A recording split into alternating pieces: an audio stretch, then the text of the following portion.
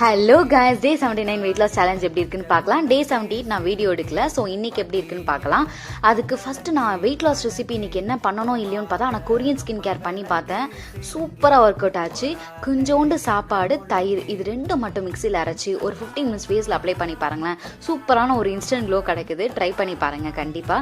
So வீடெல்லாம் கொஞ்சம் arrange பண்ணி வச்சுட்டேன். வீடு அரேஞ்ச் பண்ணுறது தான் ஒரு பெரிய வேலையாக இருக்குது. சைட் பை சைட் நம்ம ஒர்க்கும் பண்ணணும் கம்ப்ளீட்டாக. ஸோ நமக்கு வீட்டில் இருக்க வேலையும் பண்ணணும். இதெல்லாம் சேர்த்து நம்மளை மண்டையை குழப்புது.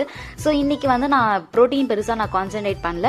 ஸோ மார்னிங் பிரேக்ஃபாஸ்ட் வந்து கொண்டக்கடலை தோசை ஆல்ரெடி அரைச்சி வச்ச மாவு ஃப்ரிட்ஜில் வச்சு சுட்டதுனால கொஞ்சம் ப்ராப்பராக வரும். பிரேக்ஃபாஸ்ட் அரௌண்ட் 11 o'clock கொண்டக்கடலை தோசை கொஞ்சம் சட்னி எடுத்துக்கிட்டேன். மதியம் லஞ்சுக்கு கேபேஜ் அண்ட் கேப்சிகம் போட்டு ஒரு பொரியல் ஸ்டீம் பண்ணி பண்ணதுனால ரொம்ப ஈஸி ஆயிடுச்சு. ஸோ கீரை, கேரட், கேபேஜ் பொரியல் சைட் பை சைட் அப்படியே கொஞ்சம் வாட்டர் மெலன் எடுத்து சாப்பிட்டேன். வீட்டுக்கும் கொஞ்சம் ரோஸ் மில்க் ரெடி பண்ணி வச்சுட்டேன். டின்னருக்கு 2 சப்பாத்தி பேலன்ஸ் இருந்து கேபேஜ் அண்ட் கேப்சிகம் பொரியல் தான் எடுத்து இன்னைக்கு டே முடிச்சாச்சு. அவ்வளோதான். நெக்ஸ்ட் வீடியோவில் பார்க்கலாம்.